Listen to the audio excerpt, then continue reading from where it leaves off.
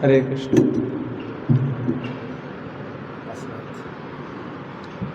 कृष्ण का आशीर्वाद।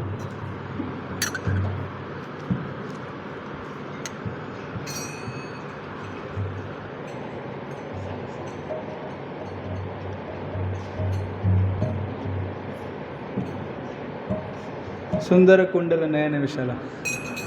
सुंदर कुंडल नयन विशाला, गले सोहे वैजंती माला।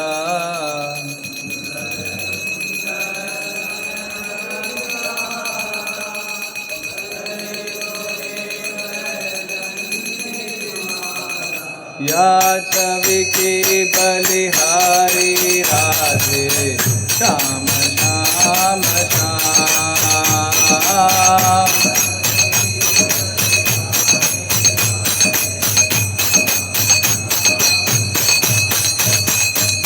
कबहु लूट लूट ददी खायो, कबनु मधुवन रास रचायो।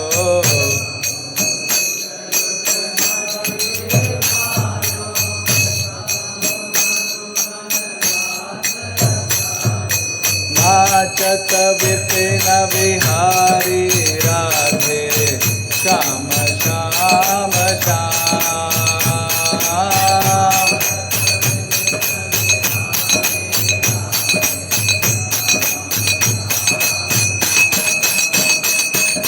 बाल बाल संग धेनु चराई, वन वन भ्रमत फिरे रघुराई।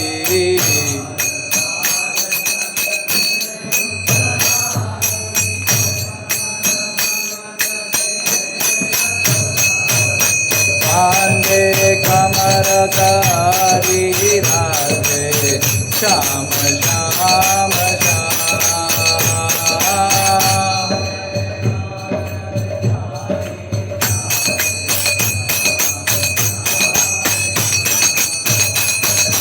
चुरा चुरा नवनीत जो खायो, ब्रजवनी तन पै नाम धरायो।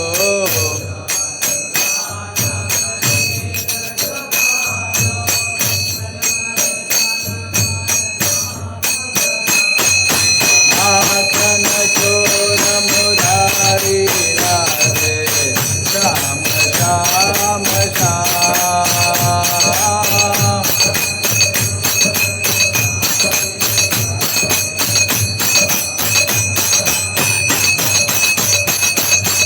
एक दिन मन इंद्र को मार्यो, नख ऊपर गोवर्धन धार्यो।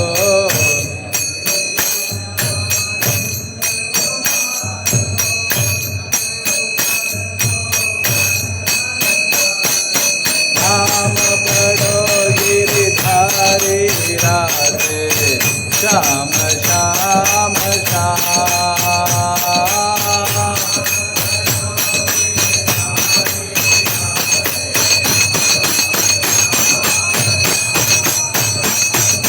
दुर्योधन को भोग न खायो, रूख साग विदुर घर खायो।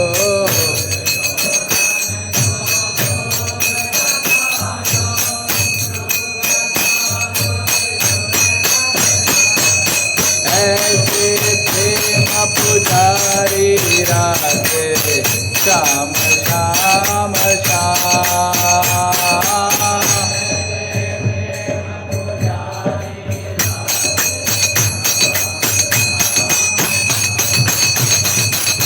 करुणाकर द्रौपदी पुकारे, पट में लिपट गए वनवारी।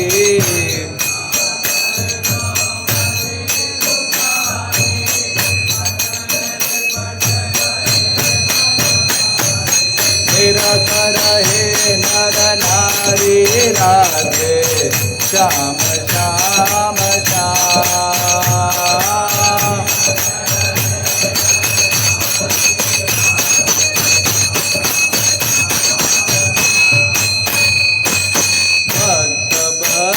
सब तुमने तारे, बिना भगति हम तारे द्वारे।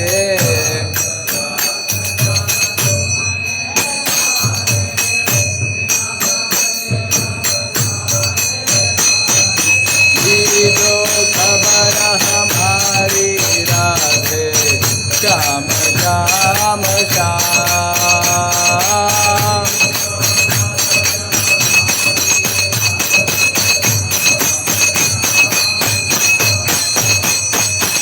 अर्जुन के रथ कन्हारे, गीता के उपदेश तुम्हारे।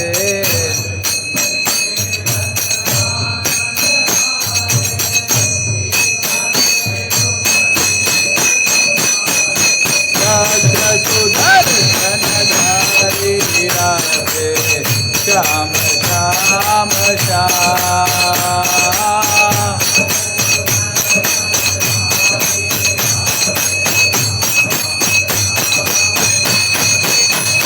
जय माधव मदन मुरारी राधे श्याम श्याम श्याम।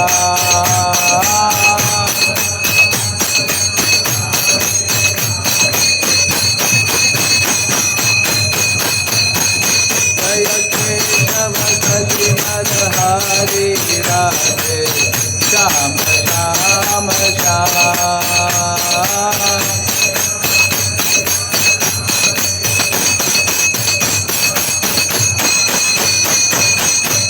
राधे श्याम श्याम श्याम। राधे श्याम श्याम श्याम।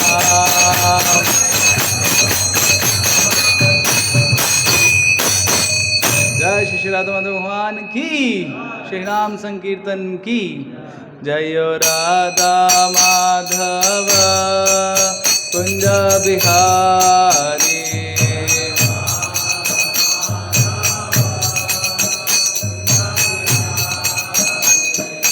गोपी जन वल्लभ गिरिवरधारी।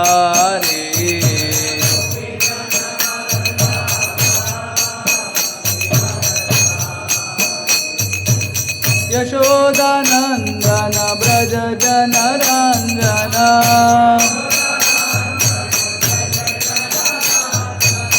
यशोदानंदन ब्रज जन रंजन।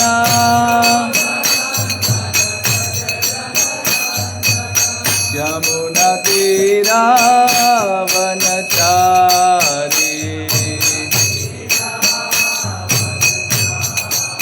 यमुना तीरा वनचारी।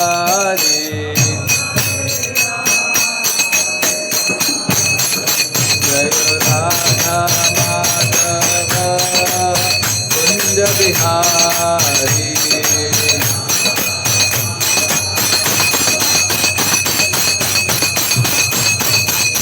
राधा माधव कुंज बिहारी।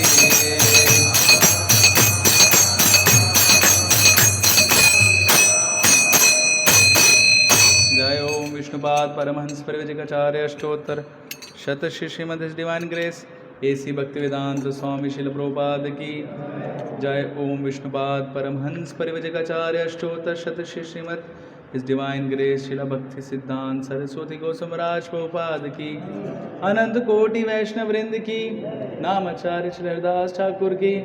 प्रेम से कहो जय श्री कृष्ण चैतन्य प्रभु नित्यानंद, श्री अद्वैत गदाधर श्रीवासादि श्री गौर भक्त वृंद की। श्री श्री राधा कृष्ण गो गोपीनाथ श्याम कुंड राधा कुंड गिरि गोवर्धन की। ब्रजभूमि श्री वृंदावन धाम की, नवदीप मायापुर धाम की, पुरुषोत्तम क्षेत्र जगन्नाथपुरी धाम की, गंगा माई यमुना माई की, तुलसी देवी भक्ति देवी की, समवेत गौर भक्त वृंद की, निताय गौर प्रेमानंदे। All glories to assembled devotees, all glories to assembled devotees, all glories to assembled devotees, all glories, all glories, all glories to Shri Guru and Shri Gauranga. Om Namo Bhagavate वासुदेवाय।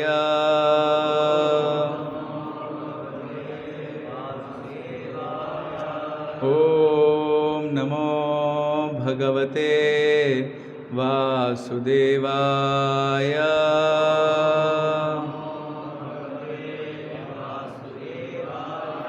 ॐ नमो भगवते वासुदेवाय।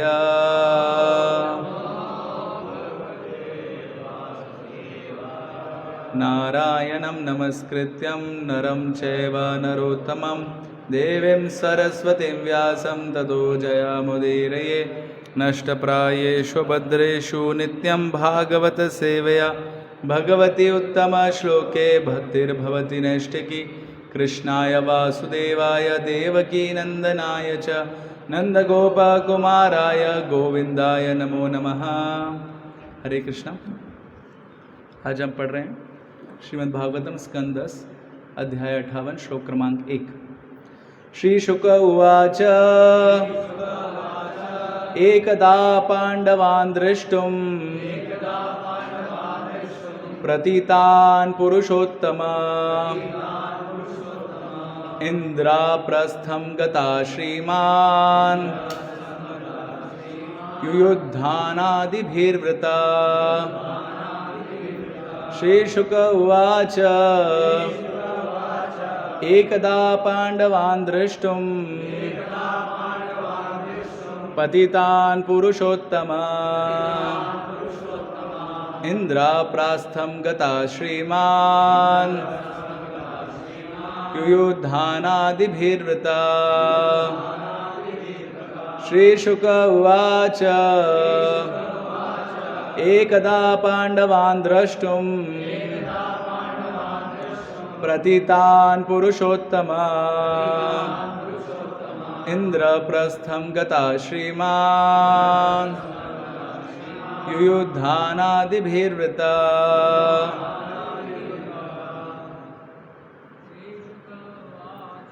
श्रीशुक उवाच एकदा पांडवा द्रष्टुं प्रतीतान् पुरुषोत्तमा इंद्रप्रस्थं गता श्रीमान्।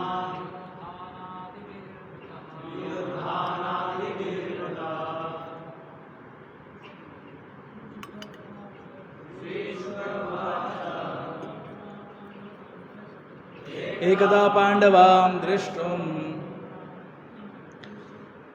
प्रतीतान् पुरुषोत्तमः इंद्रप्रस्थं गता श्रीमान् युयुद्धानादिभिर्वृता। श्रीशुक उवाच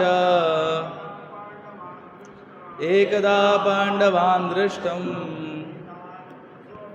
प्रतीतान् पुरुषोत्तमा इंद्रप्रस्थं गता श्रीमान् युयुद्धानादिभिर्वृता।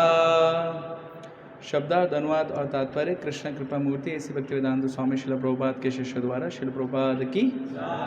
श्री शुक उवाच सुखदेव गोस्वामी ने कहा, एकदा एक बार पांडवान पांडुपुत्रों को दृष्टुम देखने के लिए प्रतीतान दृश्य पुरुषोत्तमा भगवान इंद्रप्रस्थ पांडवों की राजधानी गतः गए श्रीमान समस्त ऐश्वर्यों के स्वामी युयुधानादिभिर युयुधान सात्यकी तथा अन्यों से व्रतः घिर गए। अनुवाद, सुखदेव गोस्वामी ने कहा, एक बार परम ऐश्वर्यवान भगवान पांडवों को देखने के लिए इंद्रप्रस्थ गए, जो पुनः जनता के बीच प्रकट हो चुके थे। भगवान के साथ युयुधान तथा अन्य संगी थे। तात्पर्य, कृष्ण तथा बलराम को छोड़कर प्रायः हर व्यक्ति यही सोचता था कि पांडवों की मृत्यु दुर्योधन द्वारा लक्ष्य ग्रह में लगाई गई आग से हो चुकी है। क्योंकि अब पांडव फिर से जनता के बीच प्रकट हो चुके थे, अतः कृष्ण उनसे भेंट करने गए। पूरा समरी भी पढ़ लो, समरी पूरी।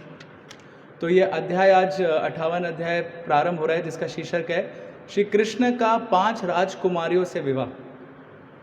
तो उसका हम लोग एक संक्षिप्त में समरी भी पढ़ लेते हैं। इस अध्याय में बताया गया है कि भगवान कृष्ण ने किस तरह कालिंदी इत्यादि 5 राजकुमारियों से विवाह किया और फिर पांडवों से मिलने इंद्रप्रस्थ गए। जब 5 पांडव अपना अज्ञातवास पूरा कर चुके तो भगवान कृष्ण सात्यकी इत्यादि यदुओं के साथ उन्हें मिलने इंद्रप्रस्थ गए। पांडवों ने भगवान का सत्कार किया और बड़े ही आनंद से उनका आलिंगन किया।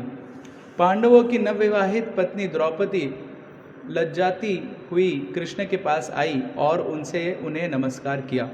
तब पांडवों ने सात्यकी तथा भगवान के अन्य संगियों को आसन प्रदान किया और समुचित रीति से स्वागत सत्कार किया। भगवान कृष्ण महारानी कुंती से भेंट करने गए। उन्होंने उन्हें प्रणाम किया। उसके बाद दोनों ने एक दूसरे से उनके कुटुंबियों के बारे में पूछताछ की। कुंती देवी ने अपने तथा अपने पुत्रों के ऊपर दुर्योधन द्वारा ढाई जाने वाली विविध विपत्तियों को बताया और कहा कि कृष्ण ही उनके एकमात्र रक्षक हैं। उन्होंने कहा, आप सारे ब्रह्मांड के शुभचिंतक हैं और यद्यपि आप मेरा और पराया के मोह से मुक्त हैं, तो फिर आप उन लोगों के हृदय में वास करते हैं जो आपका निरंतर ध्यान करते हैं और हृदय के भीतर से ही उनके सारे कष्टों को नष्ट कर देते हैं। तत्पश्चात युधिष्ठिर ने कृष्ण से कहा, चूँकि हमने अनेक शुभ कार्य किए हैं, केवल इसलिए हम आपके चरण कमल देख पाने के समर्थ हो चुके हैं, जिन्हें बड़े बड़े योगी भी नहीं प्राप्त कर पाते। राजा युधिष्ठिर से सम्मानित होते हुए श्री कृष्ण अतिथि के रूप में कई महीनों तक सुखपूर्वक इंद्रप्रस्थ में रहते रहे। एक दिन कृष्ण तथा अर्जुन शिकार करने जंगल गए। यमुना नदी में स्नान करते हुए उन्होंने एक सुंदर युवती देखी। कृष्ण के कहने पर अर्जुन उसके पास गए और उससे पूछा कि वह कौन है। उस सुंदरी ने उत्तर दिया, मैं सूर्यपुत्री कालिंदी हूँ। मैं भगवान विष्णु को पति रूप में पाने की आशा से कठोर तपस्या करती रही हूँ। मैं किसी अन्य को पति रूप में स्वीकार नहीं करूँगी और जब तक वह मुझसे विवाह नहीं करते, मैं यमुना में ही अपने पिता द्वारा बनवाए घर में रहूँगी। जब अर्जुन ने ये सारी बातें सर्वज्ञ कृष्ण को बताई तो वे कालिंदी को अपने रथ पर ले आए और तब तीनों व्यक्ति युधिष्ठिर के निवास स्थान में लौट गए। बाद में पांडवों ने कृष्ण से अनुरोध किया कि वे उनके लिए एक नगर बनवाए।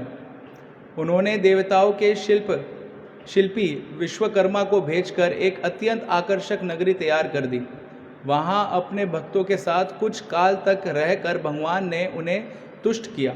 फिर अग्नि देवता को प्रसन्न करने के लिए कृष्ण ने अग्नि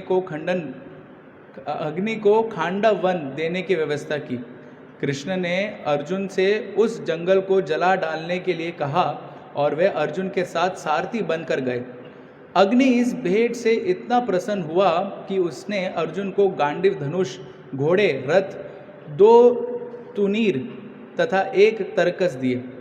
जब खांडव वन जल रहा था तो अर्जुन ने मय नामक दानव को लपेटों से बचाया। उसने भी बदले में अर्जुन के लिए एक शानदार महल तैयार किया। इसी महल में दुर्योधन को बाद में तालाब तल के स्थान पर ठोस फर्श का भ्रम हुआ, जिससे वह खूब गीला हुआ और परेशान हुआ। इसके बाद कृष्ण ने अर्जुन तथा उनके अन्य संबंधियों से विदा ली और अपने परिचरों सहित द्वारका लौट गए। वहाँ उन्होंने कालिंदी से विवाह कर लिया। कुछ काल बाद वे अवंतीपुर गए, जहाँ अनेक राजाओं की उपस्थिति में उन्होंने अवंती राज की बहन मित्रविंदा का अपहरण किया। वह उनके प्रति आकृष्ट थी। अयोध्या में नग्नचित्ती नाम का एक भक्त राजा था। उसकी कन्या अतीव सुंदर एवं विवाह के योग्य थी। उसका नाम सत्या या नग्नचित्ती था। इस कन्या के संबंधियों ने एक प्रतिज्ञा रखी थी कि जो भी व्यक्ति 7 भयानक बैलों के समूह को वश में कर लेगा, उसी के साथ उस कन्या का विवाह कर दिया जाएगा। जब कृष्ण ने इस राजकुमारी के विषय में सुना तो वे अपने साथ सैनिकों की एक विशाल टोली लेकर अयोध्या गए। राजा नग्नचित्त ने उनका सभी प्रकार से सत्कार किया और विविध भेंटों से उनकी हर्षपूर्वक पूजा की। जब सत्या ने कृष्ण को देखा तो वह तुरंत उन्हें पति रूप में चाहने लगी। राजा नग्नचित्त अपनी पुत्री के मनोभाव जान गया तो उसने अपनी इच्छा के बारे में कृष्ण को अवगत कराते हुए प्रस्ताव रखा कि कृष्ण के साथ उसकी पुत्री का विवाह हो जाए।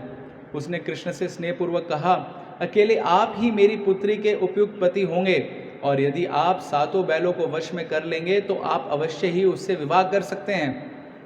तब कृष्ण 7 पृथक पृथक रूप में प्रकट हुए और 7 बैलों को वश में कर लिया। राजा नग्नचित्त ने उन्हें यथोचित विधि से अपनी पुत्र समर्पित कर दी और साथ में प्रचुर उपहारों से युक्त पर्याप्त दहेज भी दिया। भगवान ने सत्या को अपने रथ पर बैठाया और द्वारका के लिए चल पड़े। तभी बैलों से पराजित प्रतिद्वंदी राजाओं ने भगवान कृष्ण पर आक्रमण करना चाहा, किंतु अर्जुन ने उन सबों को पछाड़ दिया और कृष्ण नग्नचित्ती के साथ द्वारका के लिए रवाना हो गए। बाद में श्री कृष्ण ने भद्र को स्वयंवर उत्सव में से अपहरण करके उनके साथ विवाह किया। इसी तरह उन्होंने मद्र के राजा की पुत्री लक्ष्मणा के साथ भी विवाह किया। श्री कृष्ण भगवान की जय। ओम अज्ञानतिमिरन्धस्य ज्ञानाञ्जनशलाकया चक्षुरुन्मिलितं येन तस्मै श्रीगुरुवे नमः। श्रीचैतन्यमनोभीष्टं स्थापितं येन भूतले स्वयं रूपा कदा मह्यं ददाति स्वपदान्तिकं। वन्देऽहं श्रीगुरो श्रीयुतापदकमलं श्रीगुरून् वैष्णवांश। श्रीरूपं साग्रजातां सहगना रघुनाथान्वितां तं सजीवं सावद्वैतं सावधूतं परिजना सहितं कृष्णचैतन्यदेवं श्रीराधा कृष्णपादान् सहगना ललिता श्रीविशाखान्वितांश। नमो ओं विष्णुपादाय कृष्णपृष्ठाय भूतले श्रीमते भक्तिवेदांत स्वामिनिति नामिने। नमस्ते सरस्वते देवे गौरवाणी प्रचारिणे निर्विशेषा शून्यवादी पाश्चात्यदेशतारिणे। नमो महावदन्याय कृष्ण प्रेम प्रदायते कृष्णाय कृष्ण चैतन्य नामिने गौरतुसे नमः। हे कृष्णा करुणा सिंधु दीनबंधु जगत्पते गोपेश गोपिका कांत श्री राधा कांत नमोस्तुते। तप्त कंचन गौरांगी श्री राधे वृंदावनेश्वरी वृषभानुसुते देवी प्रणमामि हरिप्रिये। वाञ्छाकल्पतरुभ्यश्च कृपा सिन्धुभ्येव च पतितानां पावनेभ्यो वैष्णवेभ्यो नमो नमः। जय श्री कृष्ण चैतन्य प्रभु नित्यानंद श्री अद्वैत गदाधर श्रीवासादि गौर भक्तवृंद। हरे कृष्णा कृष्णा कृष्णा कृष्ण हरे हरे, हरे राम राम राम हरे हरे।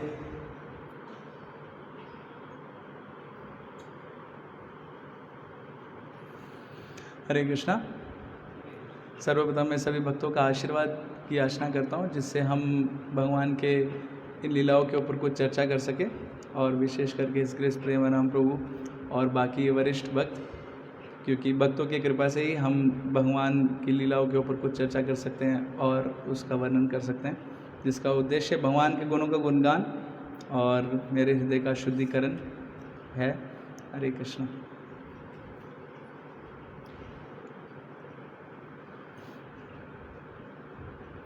तो यहाँ पे हम देख रहे हैं किस प्रकार से भगवान श्री कृष्ण, इस अध्याय का शीर्षक ही है श्री कृष्ण का 5 राजकुमारियों से विवाह।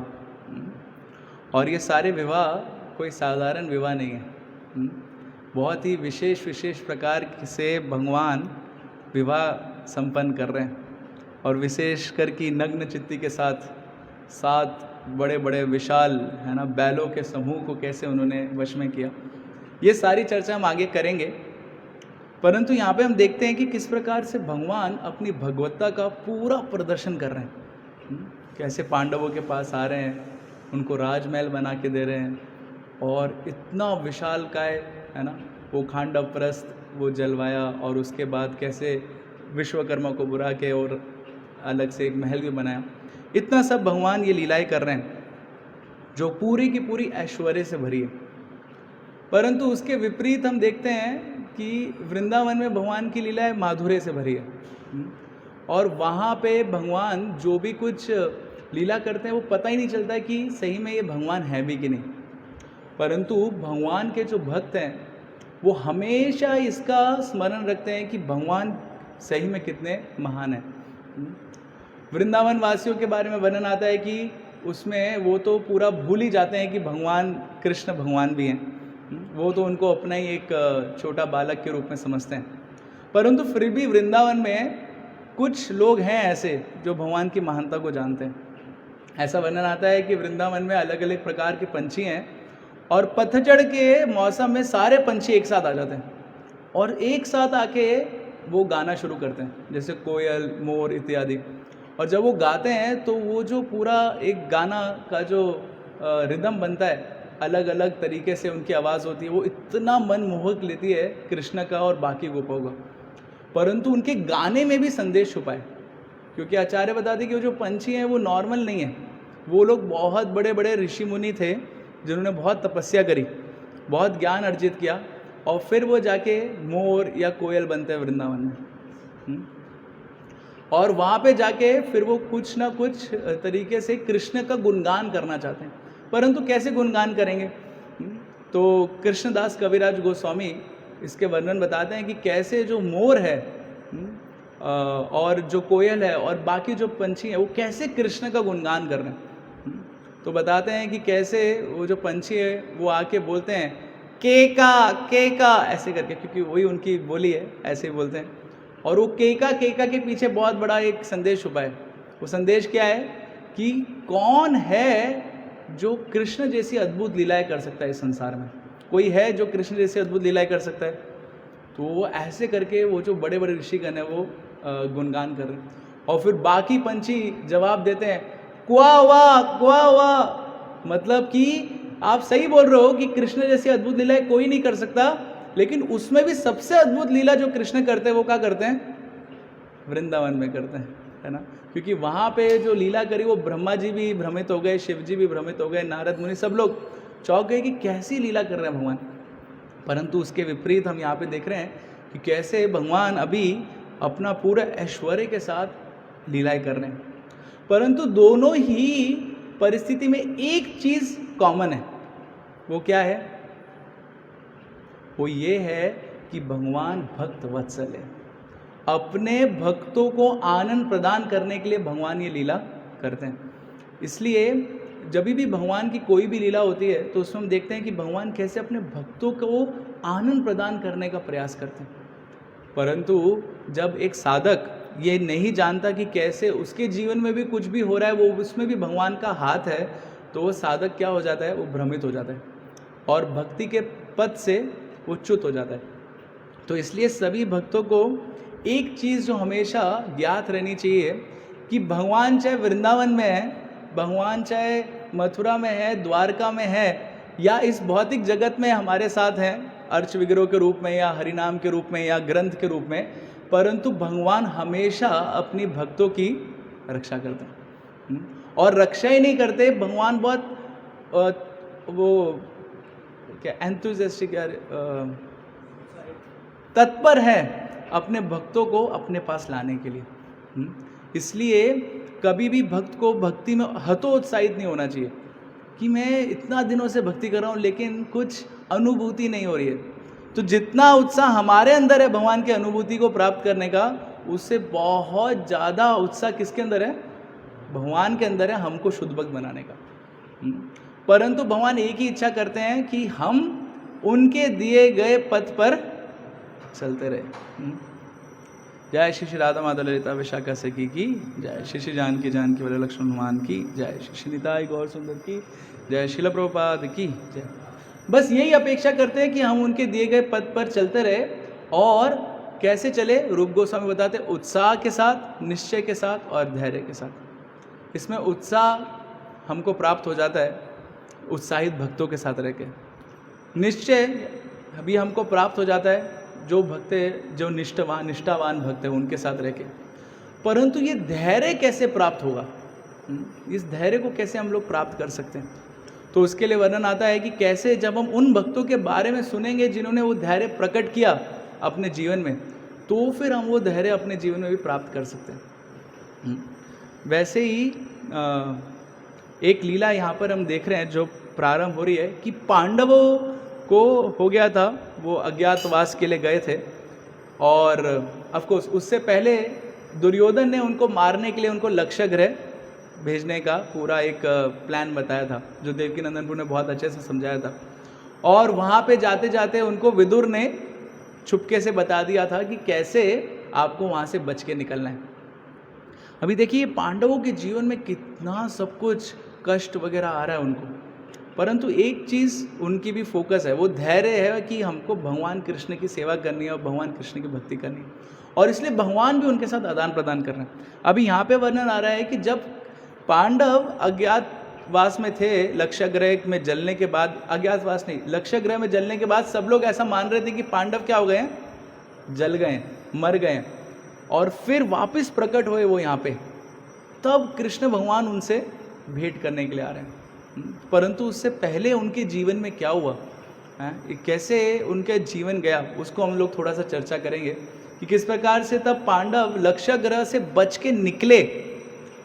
तब क्या हुआ, तब हमको सबको ज्ञात है कि कैसे वो ज़मीन में खोद के अंदर से सुरंग बना के बाहर निकले थे, और बाहर निकले तो जंगल के अंदर चलते चलते उनको एक नदी दिखी। उस नदी में एक नाविक उनकी प्रतीक्षा कर रहा था। वो नाविक को किसने भेजा था? विदुर जी ने ही भेजा था। और वो नाविक बोलता है कि आप लोग आइए, मैं आपको नाव से नदी पार करा देता हूँ और उसके बाद मैं चले जाऊँगा। तो पांडव सोचते हैं कि ऐसा क्यों, नदी क्यों पार करा रहा है, हमको तो जाना चाहिए अपने राज्य में वापस।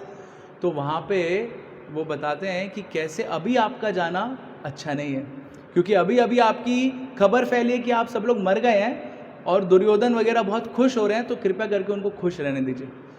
और उसके साथ साथ उनको ये भी बताते हैं कि आपको और भी कुछ महान कार्य करना है वापस पहुंचने से पहले। तो फिर वो पांडव उस नाविक की नाव में बैठ के वो नदी को पार करके उस तरफ जाते हैं, और उस तरफ जाते हुए पूरे जंगल में रात भर चलते हैं, परंतु उससे बहुत थक जाते हैं। तो फिर थके हुए पांडवों को देख के जो भीम होता है वो थकता नहीं है ना। तो उनको लगता है कि अरे मेरी माँ और मेरे भाई इतने थक चुके हैं। तो ऐसा वर्णन आता है कि तुरंत भीम जो है वो अपनी माँ को अपने कंधे में बिठा लेते हैं, और अपने दो भाइयों को, नकुल और सहदेव को भी ऐसे हाथ में ऐसे पकड़ लेते हैं, और अर्जुन और युधिष्ठिर को ऐसे ऐसे एक कंधे पे यहाँ पे बिठा लेते हैं, और फिर ऐसे करके भीम ही खुद लेके चलने लग जाते हैं उनको जंगल के अंदर, और बहुत दूर तक लेके जाते हैं। और लेके जाने के बाद एक रात के समय में वो लोग अभी सोचते हैं कि हम लोगों को विश्राम करना चाहिए, और विश्राम करने के लिए भीम उनको नीचे रखते हैं एक पेड़ के नीचे, और सारे जो भाई होते हैं और उनकी माँ वो विश्राम करने लग जाती है। परंतु भीम विश्राम नहीं करते हैं, क्योंकि उनको रक्षा करनी होती है, क्योंकि रात को कोई भी आ सकता है ना। तो इसलिए भीम वहाँ पे विश्राम नहीं करते, और भीम सोचते हैं कि मैं रक्षा करूँगा क्योंकि कोई जानवर वगैरह तो ना आ जाए। उतने ही में क्या होता है, जिस स्थान पे वो रुके होते हैं उस स्थान में एक राक्षस रहता है, उसका नाम है हिडम्बा। और वो वहाँ पे अपनी एक बहन के साथ रहता था जिसका नाम था हिडम्बी। और वो हिडम्बा राक्षस जो था वो सूंघ लेता है कि यहाँ पे कुछ मनुष्य आए हैं, और उसका इच्छा होता है कि हमको मनुष्यों को खाना है। बहुत दिनों बाद जंगल में आए हैं कोई मनुष्य, है ना, और बोलता है एक नहीं 6 आए हैं, उसमें से एक तो बहुत विशेष लग रहा है, उसको खा लेंगे तो उसी से पेट भर जाएगा। वो थे भीम। तो वो हिडम्बा जो होता है वो बोलता है अपनी बहन को, हिडम्बी को, कि जाओ जाके वो मनुष्यों को लेके आओ। और वो गहरी रात में, शाम का समय ही होता है, और वो सब थके थकाए सो रहे होते हैं, भीम बैठा होता है, वहीं पर ही वो हिडम्बी राक्षसी आती है, और जैसी वो भीम को देखती है तो उसके ऊपर कामदेव का प्रहार हो जाता है। हालांकि है वो राक्षसी, लेकिन भीम का इतना सुंदर जो चरित्र होता है और उसका जो उनके जो शरीर का पूरा बनावट होती है वो इतना सुंदर होता है और इतने बलवान, क्योंकि वो हिडम्बी राक्षसी को और कोई मिला भी नहीं था ऐसा, है ना, क्योंकि बाकी सब लोग तो कमज़ोर और राक्षस बहुत शक्तिशाली। तो उनको उसको दिखता है कि ये जो व्यक्ति है ये सही में मेरे लिए बहुत उचित है ना वर रहेगा। तो हिडम्बी क्या करती है, अपनी राक्षसी रूप को बदल के एक सुंदर सी स्त्री का रूप ले लेती है और फिर वो भीम के पास जाती है और भीम को बताती है, क्या बताती है, सच सच बता देती है कि देखो मेरा भाई है हिडम्बा, वो बहुत खतरनाक राक्षस है, इंसानों को ही खाना उसका पूरा कार्य है, और मैं उसकी बहन हूँ, मैं भी राक्षसी हूँ, परंतु रूप बदल के आपके समक्ष आई हूँ क्योंकि मेरे को आपका रूप बहुत अच्छा लग गया और मैं आपसे विवाह करना चाहती हूँ। और विवाह अगर आप मेरे से कर लोगे कि तो मेरा भाई आपको खाने के लिए भेजा है, तो मैं क्या करूँगी, आप सभी को मेरे साथ है ना एक दूर किसी इलाके में लेके चलाऊंगी जो बहुत रमणीय स्थान है, और वहाँ पे मेरा भाई आ नहीं पाएगा और आप सबकी जान बच जाएगी। और अगर भीम तुम ये प्रपोजल स्वीकार नहीं करोगे तो क्या होगा, तुमको अपने भाइयों और माँ के साथ यहाँ पे मृत्यु की प्राप्ति हो जाएगी। तो भीम तभी ऐसे सुनते हैं तो भीम क्या, वो भी मजाक मजाक में जम्बाई लेते हैं, नहीं करना है शादी, ऐसे करके बोल देते हैं। तो हिडम्बी बहुत ज़्यादा विचलित हो जाती है कि नहीं करना है। तो हिडम्बी वापस बोलती है कि कृपया करके आप शादी कर लीजिए वरना सबका वध हो जाएगा, बहुत खतरनाक राक्षस है, उसको आज तक किसी ने हराया नहीं है। तो भीम बोलता है कोई बात नहीं, किसी ने नहीं हराया, हमारे पास आएगा तो हम देख लेंगे उसको, क्योंकि वो इतने शक्तिशाली होते हैं। उतनी ही देर में वो जो राक्षस होता है वो सोचता है कि मेरी बहन को इतना समय क्यों लग रहा है मनुष्यों को लाने के लिए, क्योंकि अभी तक तो आ जाने चाहिए थे।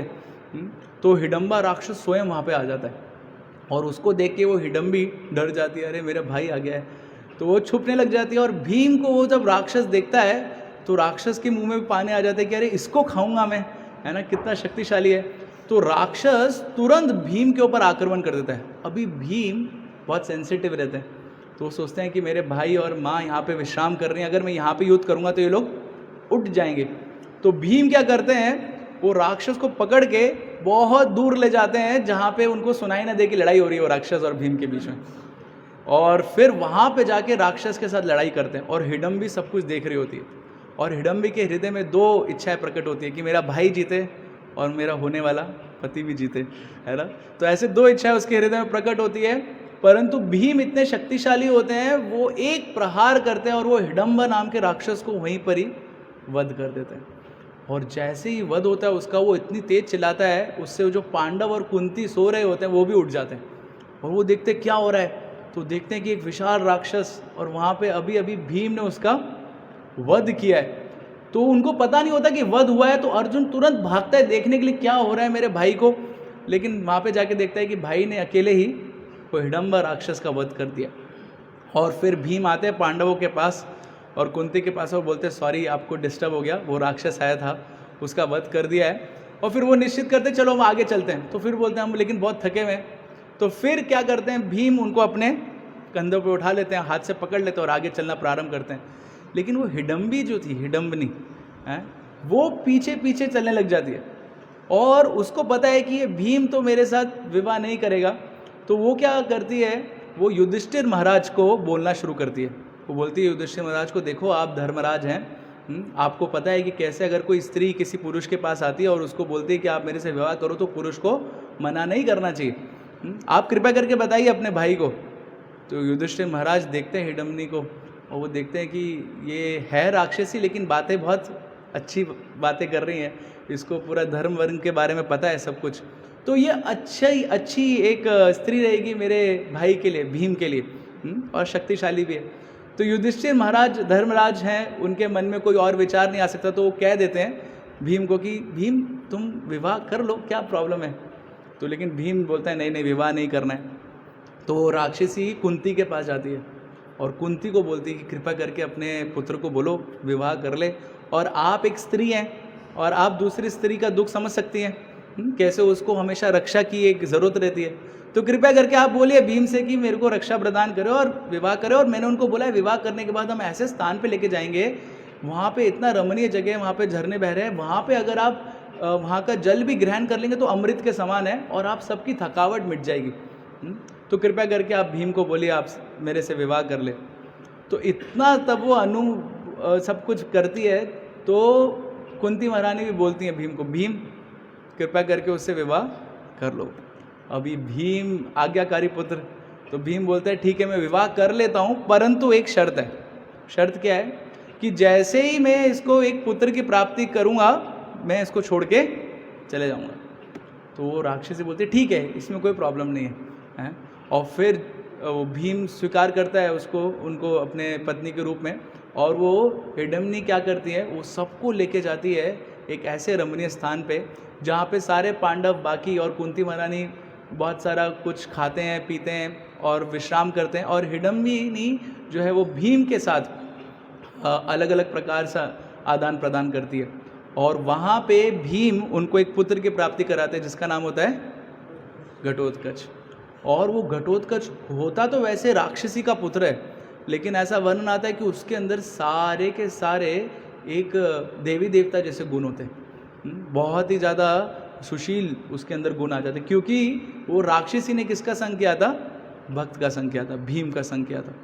और फिर वो राक्षसी बहुत खुश हो जाती है और फिर भीम बोलता है अब मैं जा रहा हूँ। और राक्षसी बोलती है हाँ अब मैं अपने पुत्र के साथ यहाँ पे रहूँगी और आपको कभी भी मेरी ज़रूरत पड़े तो एक आवाज़ लगा देना, अपने पुत्र के साथ मैं वहाँ प्रकट हो जाऊँगी और आपको कुछ भी कोई प्रहार कर रहा होगा कुछ तो उसको भी युद्ध करके समाप्त कर दूँगी। और इस प्रकार से फिर भीम बाकी पांडवों के साथ आगे बढ़ना प्रारंभ करते हैं। बढ़ते बढ़ते उनको व्यासदेव मिलते हैं और व्यासदेव उनको बोलते हैं कि अभी आप अपने राज्य में वापस मत जाइए, क्योंकि आप अगर अपने राज्य में वापस जाएंगे तो आपके लिए अच्छा नहीं है। अभी दुर्योधन खुश हो रहा है, उसको खुश होने दो, आप अभी थोड़े और दिन अज्ञातवास में रहिए। और विशेष करके आपको जाना है द्रौपदी के स्वयंवर में, तो वर्णन इसमें नहीं है अभी, है ना। आपको जाना है द्रौपदी के स्वयंवर में। इतना बोल के व्यासदेव वहाँ से चले जाते हैं और ये जो पांडव हैं ये घूमते घूमते एक राज्य में पहुँचते हैं। उस राज्य में एक ब्राह्मण रहता था।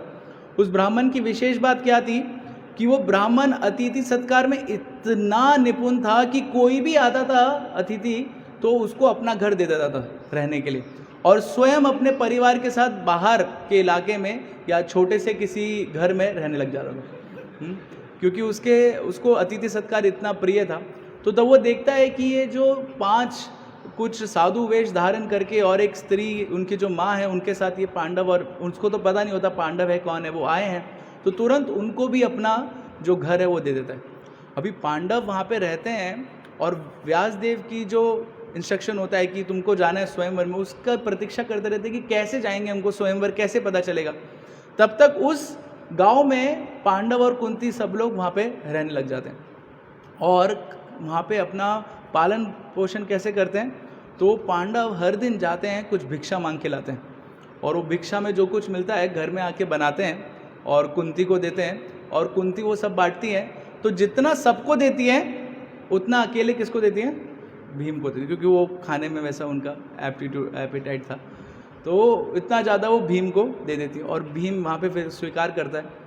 उतने ही देर में क्या होता है, एक दिन कुंती सुनती है कि वो जो ब्राह्मण है और वो अपनी पत्नी के साथ बात कर रहा है, और पत्नी के साथ बात क्या कर रहा है कि तुम मेरे को जाने दो, क्योंकि मैं ही इस परिवार का पूरा जो निर्णय लेने वाला हूँ, मैं सबसे बड़ा पुरुष हूँ, तो मेरा आज्ञा सबको मानना चाहिए, मैं जाऊँगा और तुम सब लोग यहाँ पे सुरक्षित रहो।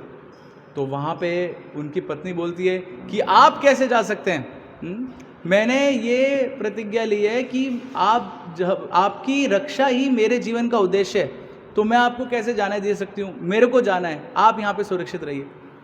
तो उस ब्राह्मण की छोटी एक पुत्री होती है, वो बोलती है पिताजी मैं जाती हूँ, आप मत जाइए, आप माता पिता के साथ दोनों रहिए और मैं जाती हूँ।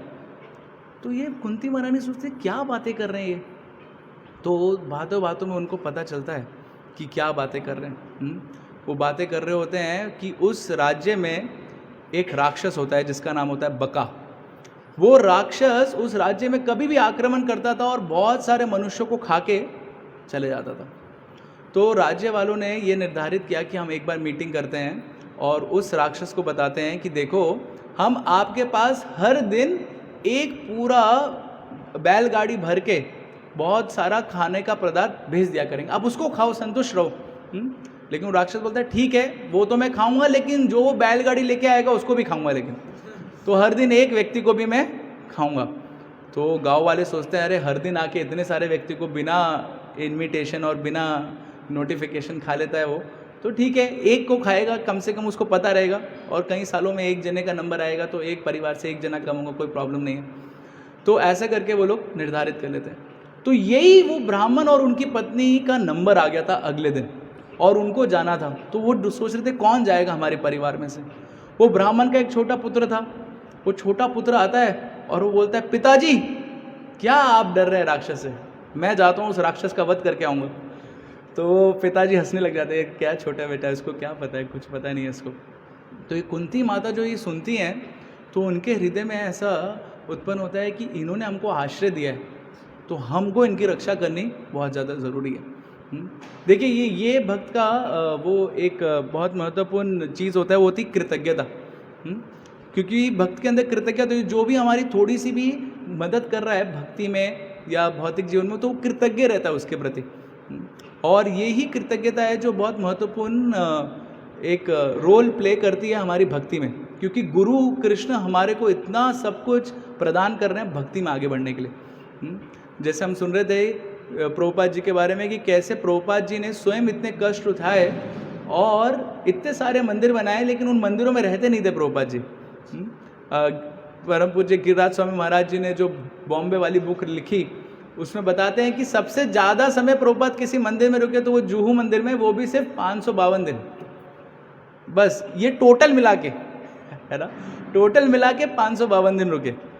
तो बहुत प्रभुपाद ने इतने मंदिर बनाए भक्तों के लिए, जिससे उनको वो सुविधा मिल सके, वो भक्ति कर सके। तो अगर कोई भी सही में कृतज्ञ है प्रभुपाद के प्रति, तो मेगा यूथ फेस्ट में भाग लेगा, मतलब प्रभुपाद का गुणगान फैलाने के लिए वो बहुत सारा प्रयास करेगा। और विशेष कर कि आने वाले जैसे 20 तारीख को वो प्रभुपाद के गुणगान के लिए इतना बड़ा फेस्टिवल हो रहा है, तो उसमें भी बहुत जोर ज़बरदस्ती से सबको रजिस्टर कराएगा, क्योंकि कृतज्ञता है। तो वैसे ही कुंती बोलती है पांडवों की, हम बहुत कृतज्ञ हैं, इन्होंने हमको आश्रय प्रदान किया है, तो हमको इनकी रक्षा करनी चाहिए। तो रक्षा करने के लिए कुंती बोलती है, भीम एक काम करो, तुम चले जाओ इनकी जगह। भीम बोलता है ठीक है माता, आप आदेश दे रही है तो मैं चले जाता हूँ। तो भीम रेडी हो जाते हैं वहाँ पे जाने के लिए, और वो सारे ब्राह्मण बोलता है कि अरे आप हमारे घर में अतिथि, आप हमारे जगह कैसे मृत्यु के लिए जा सकते हैं वहाँ पे। तो वो ब्राह्मण उनको बहुत मना करता है, लेकिन कुंती महारानी बोलती है मेरे मृत्यु नहीं होगी, भीम ने ऐसे बहुत सारे राक्षसों की मृत्यु कर दी है, आप घबराइए नहीं, है ना। तो फिर वो ब्राह्मण सोचता है ठीक है, परंतु मैं ही जाऊंगा, ऐसा सोच के रात को सो जाता है। तो भीम क्या है, रात को ही वो जो बैलगाड़ी होती है जिसमें पूरा सब अनाज फल वगैरह होता है, उसको लेके भीम स्वयं चले जाते हैं वो जंगल के अंदर जहाँ पे वो राक्षस होता है। तो राक्षस सुनता है आवाज़ कि बैलगाड़ी आ रही है, तो उसको लगता है कि अरे आज भोजन जल्दी कैसे आ गया, और बहुत ही जल्दी से आ गया और बहुत अच्छी सुगंध भी आ रही है। तो राक्षस आता है वो भोजन को लेने के लिए, और जैसे ही पास में आता है तो देखता है कि भोजन खाने की भी आवाज़ आ रही है। तो वो सोचता है ये कौन खा रहा है। तो बैलगाड़ी के अंदर देखता है कि एक व्यक्ति जो भोजन लेके आया है वही उसको खा रहा है। तो भीम क्या करते हैं, भीम वो भोजन खाने लग जाते हैं, और भीम को लगता है अरे बहुत दिनों बाद मिला है खाने के लिए, वैसे कहाँ भिक्षा मांगते रहते थे, अभी पूरा मिला है तो खा लेते हैं। तो भीम पूरे एंथुजियाज्म में वो पूरा भोजन खाना लगता है, और वो राक्षस को बहुत, बका नाम का जो राक्षस, उसको बहुत क्रोध आ जाता है कि क्या कर रहे हैं भीम। तो वो क्रोध में क्या करते हैं, एक लकड़ी पड़ी होती है, वो लकड़ी उठा के भीम की तरफ फेंकते हैं। तो भीम ऐसे खा रहे होते हैं, पीछे उनको लकड़ी लगती है, लेकिन वो लकड़ी कुछ करती नहीं, भीम को कुछ पता ही नहीं चलता कि लकड़ी भी लगी है, और वो नीचे गिर जाता है। तो वो राक्षस लगता है क्या व्यक्ति है इतना मगन है खाने में। तो वो राक्षस क्या करता है, वो एक पेड़ उठा लेता है, और वो पेड़ उठा के फेंकता है भीम के ऊपर, प्रहार करता है उनको मारने के लिए। तो भीम क्या करते हैं, वो खाते खाते खाते वो देखते पेड़ आ रहा है, तो उसको लेफ्ट हैंड से पकड़ लेते हैं, बाएं हाथ से, और उसको पकड़ के साइड में रख देते हैं, फिर खाने लग जाते हैं। वो राक्षस सोचता है अरे ये क्या है। राक्षस वहाँ के बहुत सारे पेड़ों को उखाड़ के सबको भीम की तरफ फेंकता है, और भीम सारे पेड़ को पकड़ के साइड में रखते रहते हैं। और फिर तब उनका भोजन समाप्त हो जाता है, तब वो उठते हैं और फिर राक्षस के पास जाते हैं, और फिर राक्षस के साथ युद्ध करते हैं, और फिर राक्षस का भी वध कर देते हैं। और वध करने के बाद फिर अपने पांडवों और बाकी कुंती महारानी के पास वापस आते हैं, और बोलते हैं माता आपके आशीर्वाद से सब काम हो गया है, और अभी इस ब्राह्मण को और इस पूरे जो गांव वालों हैं उनको डरने की ज़रूरत नहीं है। ऐसा करने के बाद सारे गांव में खबर फैल जाती है, तो गांव वाले ये सोचते हैं कि कौन लोग हैं इतने शक्तिशाली। तो पांडव सोचते हैं कि कैसे हमको विदुर महात्मा ने बताया था कि अभी हमको अपने आप के बारे में बताना नहीं है, तो पांडव वहाँ से आगे प्रस्थान करते हैं। प्रस्थान करते करते वो पहुँचते हैं धौम्य ऋषि के आश्रम में, और वहाँ धौम्य ऋषि के आश्रम में पहुँचने के बाद ऑफकोर्स उससे पहले एक गंधर्व से भी मिलते हैं, और उस गंधर्व के साथ अर्जुन जो हैं वो लड़ाई करके उस गंधर्व को हरा देते हैं। और गंधर्व भी बोलता है कि आपके अंदर इतनी शक्ति है तो मैं आपको कुछ आशीर्वाद देना चाहता हूँ। अर्जुन बोलते हैं मेरे को आशीर्वाद, ये शक्तियों का आशीर्वाद नहीं चाहिए, ऑलरेडी भगवान का आशीर्वाद है मेरे पास। तो ऐसे करते करते वो धौम्य ऋषि के आश्रम में पहुँचते हैं, और धौम्य ऋषि को अपना गुरु के रूप में स्वीकार करते हैं पांडव, और फिर उनकी सेवा करते हैं, क्योंकि व्यासदेव जी ने बोला होता है कि धौम्य ऋषि को अपने गुरु के रूप में स्वीकार करना। और फिर धौम्य ऋषि को गुरु के रूप में स्वीकार करने के बाद एक दिन उनको खबर आती है कि द्रौपदी का स्वयंवर होने वाला है। तो वहाँ पे एक ब्राह्मण आता है और वो धौम्य ऋषि को ये खबर देता है कि कैसे द्रौपदी का स्वयंवर रखा गया है द्रुपद के द्वारा, और ये द्रौपदी कोई साधारण स्त्री नहीं है। द्रौपदी और इनका भाई धृष्टद्युम्न ये यज्ञ से प्रकट हुए हुए हैं।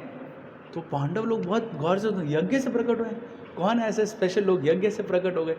और फिर वो ब्राह्मण बताना शुरू करता है कि कैसे द्रोण और द्रुपद एक गुरु के आश्रम में दोनों बहुत ही अच्छे मित्र थे, और द्रुपद ने बोला द्रोण को कि कभी भी तुमको कोई मदद चाहिए तो मेरे पास आना, और द्रोण थे ब्राह्मण। और बाद में वो द्रोण जब गए मदद मांगने के लिए, क्योंकि बहुत गरीब थे और अपने बेटे अश्वत्थामा को पिलाने के लिए दूध भी नहीं था, तो द्रुपद ने उनको पहचानने से भी इनकार कर दिया। उससे वो द्रोण को बहुत क्रोध आया और उन्होंने सोचा कि अब मैं इसका बदला लूँगा। और फिर उन्होंने बाद में आके क्षत्रिय गुरु बन गए और पांडवों को सिखाया कैसे लड़ाई करना चाहिए। ये सब ब्राह्मण बता रहा है धौम्य ऋषि, और वो जो सब पांडव और कुंती बैठे हैं, है ना। और फिर उन्होंने पांडवों को कैसे सिखाया कैसे लड़ाई करना है। और फिर गुरु दक्षिणा में उन्होंने बोला कि जाके किसके ऊपर राज्य करो, द्रुपद के ऊपर। और फिर ये पांडव गए थे और विशेषकर अर्जुन द्रुपद को हरा के उनका आधा राज्य दे दिया उन्होंने, किसको, द्रोणाचार्य को। और फिर द्रुपद ने सोचा कि मैं बदला लूँगा, क्योंकि इसने भी बदला लिया तो मैं भी बदला लूँगा। तो उन्होंने बदले के लिए क्या बोला कि मेरे को ऐसे पुत्र की प्राप्ति हो जो ये द्रोणाचार्य का मृत्यु का कारण बन सके। और फिर उन्होंने यज्ञ कराया। यज्ञ करने के लिए वो एक पुरोहित ढूंढ रहे थे। तो पुरोहित जो थे, एक उपयज और यज करके दो पुरोहित थे जो बहुत ही ज़्यादा प्रसिद्ध थे उस समय पे। उनको बोला कि कृपया करके आप यज्ञ कर दीजिए ऐसे पुत्र की प्राप्ति जो द्रोण का मृत्यु का कारण बने। तो उपयज जो बहुत ही एक वरिष्ठ पुरोहित थे, उन्होंने कहा कि अरे यज्ञ भगवान की प्रसन्नता के लिए किया जाता है, अपने लिए कोई पुत्र प्राप्ति के लिए, और वो भी पुत्र जिसको जो किसी और का वध करे उसके लिए नहीं किया जाता है, तो हम ये यज्ञ नहीं करेंगे। तो द्रुपद बहुत दुखी हो जाता है, अरे यज्ञ नहीं होगा तो पुत्र प्राप्ति कैसे होगी, तो वध कैसे होगा। तो उतने ही समय में जो होता है उपयज, जो बहुत ही जिन्होंने ये सुझाव दिया होता है, वो राजा को दुखी देखता है और बोलता है राजा आपके पास एक तरीका है। वो तरीका क्या है, वो जो मेरा ये जो छोटा भाई है यज, इसके अंदर है तो ब्राह्मण लेकिन ब्राह्मण के गुण नहीं है। तो बताते हैं कि कैसे ये खाता है तो उस स्थान को साफ नहीं करता है, और कभी कभार कलुषित हो जाता है तो स्नान नहीं करता है, और रात को टाइम पे नहीं सोता है, और शास्त्रों का अध्ययन नहीं करता है। मतलब ब्राह्मण है लेकिन ब्राह्मण बंधु है, ब्राह्मण के इसके अंदर कोई लक्षण नहीं है ज़्यादा। तो इससे यज्ञ करा लो, ये कर लेगा बहुत आसानी से, है ना, क्योंकि ये वैसी स्टैंडर्ड तो फॉलो नहीं कर रहा है ना। तो ऑफकोर्स वहाँ पे भी वो ये बताते हैं कि कैसे जो हमारे नियम और कानून हमको दिए गए हैं, अगर उनको बहुत ही ज़्यादा अच्छे से गंभीरता से पालन करेंगे ना, तो जो हमारे अनर्थास हैं हम उनको मना कर पाएंगे। वरना क्या होगा, अगर हम नियम और कानूनों को पालन नहीं करेंगे जो वैदिक साधना भक्ति के हैं, तो अनर्थ हमारे को जैसी कुछ प्रलोभन देंगे हम मना नहीं कर पाएंगे। तो इसलिए वो नियम और कानून भक्ति के पालन करना बहुत ज़्यादा आवश्यक है किसी भी भक्त के लिए। तो यज को बोलते हैं द्रुपद की यज्ञ कर दो, यज यज्ञ करना प्रारंभ करते हैं। यज्ञ करके उनको एक हविष्य यज्ञ से कुछ प्राप्त होता है, वो हविष्य मतलब यज्ञ से उत्पन्न जो खाना है भोजन वो प्राप्त होता है। और वो बोलते हैं द्रुपद को कि ये तुम अपनी पत्नी को दे दो। और उससे फिर तुमको एक पुत्र की प्राप्ति होगी। तो जब ये यज्ञ ऐसा यज्ञ कर रहे होते हैं, उसी समय राजा एक और इच्छा करते हैं।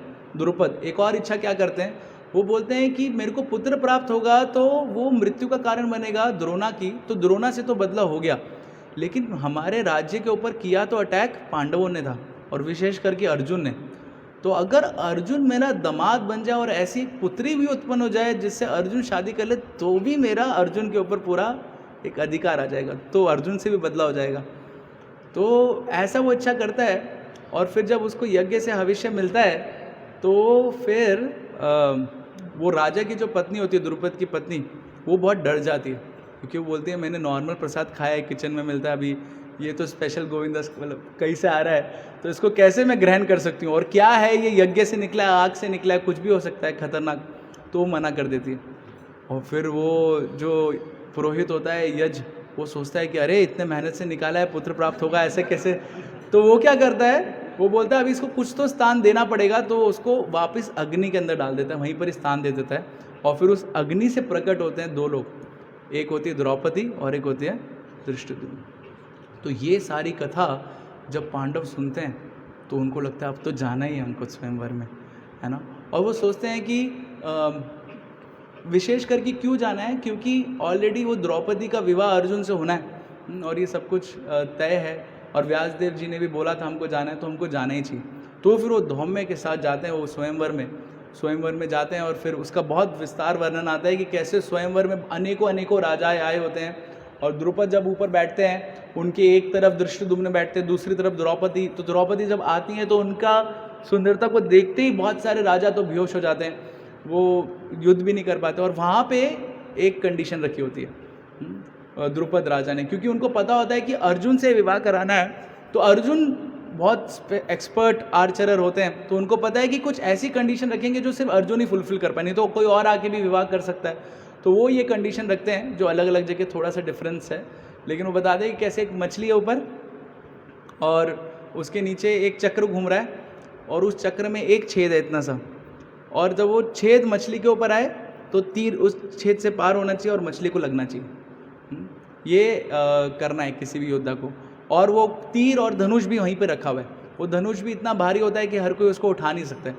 और फिर ऐसे सारे राजा आते हैं वहाँ पे, सब लोग ट्राई करते हैं एकदम अपना फुल बेस्ट, तो कुछ लोग तो उठा ही नहीं पाते हैं, कुछ लोग उठा लेते हैं तो निशाना लगाते हैं, लेकिन वो देखते हैं ऊपर कैसे निशाना लगाए, मतलब ये तो हमने सीखा ही नहीं कभी ऊपर निशाना लगाना, तो निशाना नहीं लगा पाते हैं। कुछ लोग निशाना लगाते हैं तो निशाना चूक जाते हैं, तो फिर तब ऐसा सब फेल हो जाते हैं। तो वहाँ पर आता है कर्ण। कर्ण बोलता है मैं करूँगा। तो अभी कर्ण जो होता है वो इक्वलेंट होता है अर्जुन के, उनके अंदर ये क्षमता होती है कि वो कर सकते हैं, परंतु द्रौपदी, क्योंकि उनको पता रहता है कि कैसे उनका विवाह सिर्फ अर्जुन से होना है, तो द्रौपदी वहाँ पे मना कर देती है कि नहीं, आप राजा नहीं हो, आप क्षत्रिय नहीं हो, तो मैं आपके साथ विवाह नहीं करूँगी। तो कर्ण चुपचाप बैठ जाते हैं। लेकिन फिर दुर्योधन आता है, दुर्योधन भी ट्राई करता है, दुर्योधन का तीर उस छेद से निकल जाता है, लेकिन मछली को नहीं लगता है, थोड़ा इंच से रह जाता है। अभी ऐसा बताते हैं, उस स्वयंवर में बाकी यदु भी आए होते हैं, और कृष्ण और बलराम भी होते हैं। परंतु कृष्ण बलराम को पूछा जाता है कि आप भी मारिए, तो कृष्ण बलराम बोलते हैं हम ये सब नहीं करेंगे, क्योंकि उनको पता होता है कि द्रौपदी का स्वयंवर होना है अर्जुन के साथ। तो फिर ऐसा करके पूरी सभा में कोई भी नहीं मिलता है जो उस मछली को मार सके। तो उतने ही देर में सारी जगह हाहाकार मच जाती है, और धौम्य ऋषि अर्जुन को देखते हैं, और धौम्य ऋषि उनको बोलते हैं कि आप जाइए आगे, और थोड़ा सा जैसे ट्राई कर लीजिए मारने का।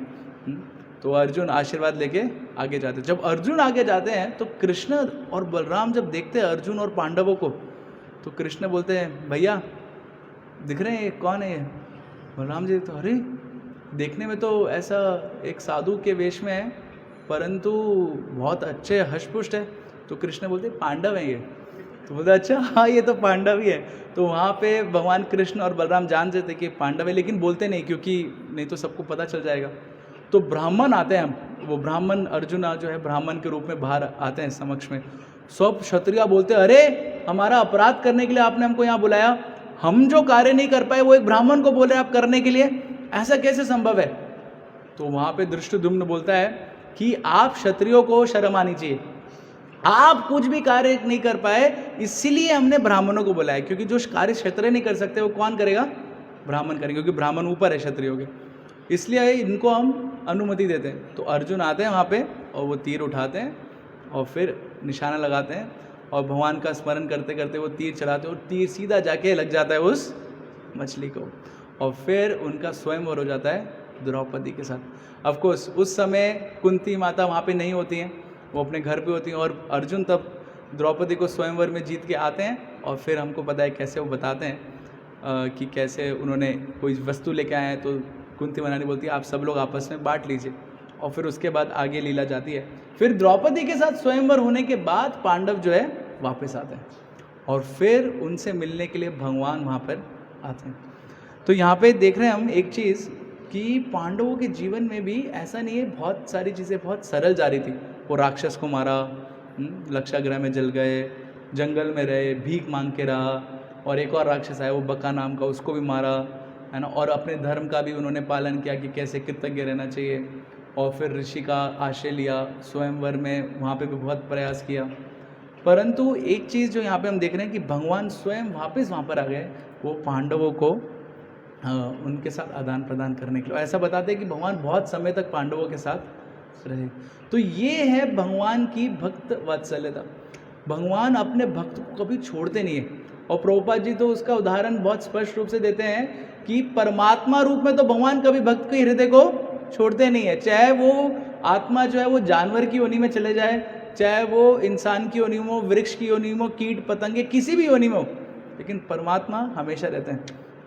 इसलिए भगवान ने बोला है सुहृद सर्वभूता, इसलिए भगवान बेस्ट फ्रेंड है, और ऐसे बेस्ट फ्रेंड की भक्ति करना हमको उनके बेस्ट डिवोटी से सीखना चाहिए, जो पांडव हैं और वर्तमान में हमारे समक्ष है शिला प्रभुपाद जी, और इसलिए उनका गुणगान करना ही भगवान के गुणगान के समान है, और जो भी कुछ हमको अवसर मिले हमको उसको छोड़ना नहीं चाहिए। और आने वाले 20 तारीख को जो मेगा यूथ फेस्ट और जो प्रभुपाद जी के गुणगान के लिए बड़ा एक वेबिनार हो रहा है, उसमें हमको पूरा प्रयासरत रहना चाहिए, जिससे ऐसे भक्तों का हम गुणगान कर सके जो भगवान का गुणों को हमारे समक्ष प्रकट कर रहे हैं। बहुत बहुत धन्यवाद। ग्रंथराज श्रीमद् भागवतम की, शील प्रभुपाद की, निताई गौर प्रेमानंदे।